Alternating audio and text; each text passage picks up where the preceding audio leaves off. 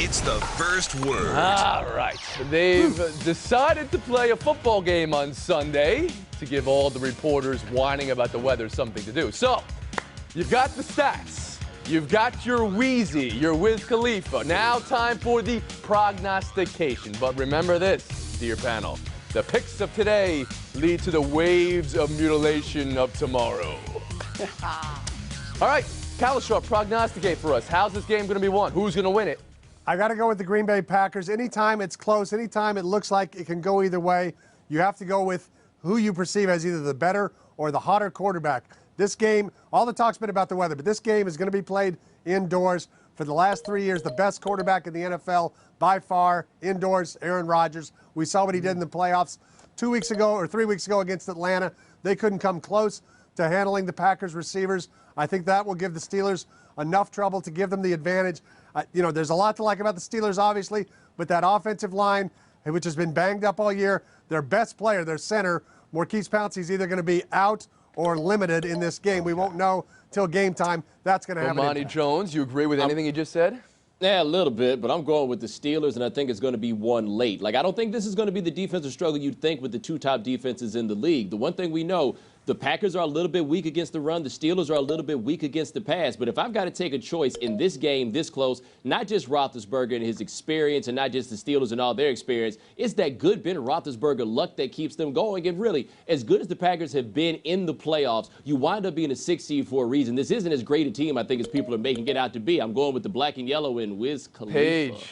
Bomani's right about one thing. It's going to be one late. It's going to be one later than any game in Super Bowl history. It's going to be one in overtime. It's going to be one after the Pittsburgh Steelers kick a field goal and the Packers get the ball under the new rule. They go down and score a touchdown. Aaron Rodgers is going to be the difference. We're going to see overtime. We're going to see the new rule in effect. We're going to see the Packers win this game by 4 points because they're going to do it in overtime. Pouncey's going to be out. That's going to make a big difference. I've said that all week because the center calls the offensive line plays, and that's not going to work for Roethlisberger. He is going to be devoured by Clay Matthews, and the Packers defense is going to be high scoring, but the Packers win. Jackie McMullen.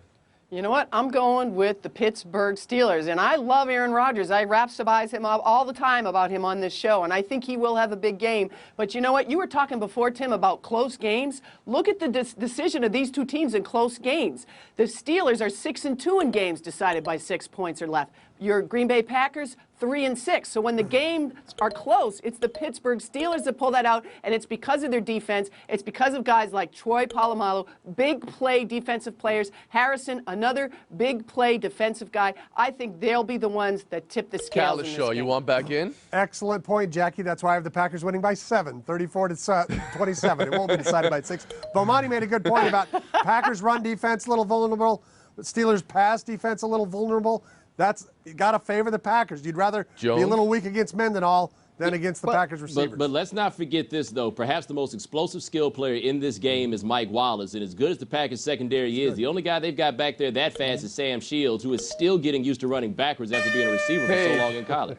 Well, and the point is, you're talking about Shields. I think he's going to make a difference in the game. Defensive players are going to make a big difference for the Packers. They've had to win 5 consecutive games to get to this point. This makes number Either 6. way, since we're split, there will be a wave of mutilation on Monday. But if this game does go to overtime and it's decided the way Woody Page said it, that's going to be a 100-point bonus on Monday. Calling it right now.